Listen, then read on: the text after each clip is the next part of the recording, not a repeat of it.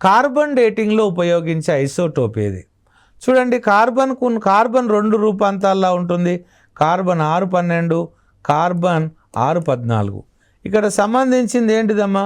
Carbon 614 అనేది దాని యొక్క ఐసోటోప్ అనమాట.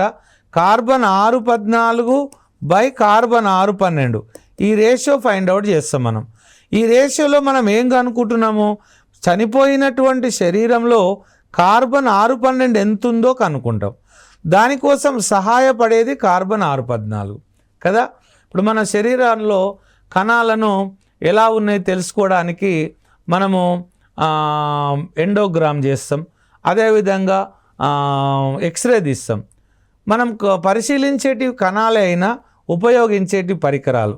ఇక్కడ ఉపయోగించింది ఇక్కడ ఏంటిదమ్మా? కార్బన్ 614 అన్నమాట. సో కార్బన్ 614 ద్వారా జీవరాశుల వయస్సును నిర్ధారిస్తాము. దీన్ని కార్బన్ డేటింగ్ అంటాము. దానిలో ఉపయోగించే నిష్పత్తి కార్బన్ 614 బై కార్బన్ 612 అన్నమాట. కనుగొనేది కార్బన్ 612. ఇది మానవ శరీరంలో ఉంటుంది. మనం ఉపయోగించేది కార్బన్ 614. ఆన్సర్ ఏంటిదమ్మా? కార్బన్ 614. కార్బన్ డేటింగ్లో కనుగొనేది ఏంటిది? 612.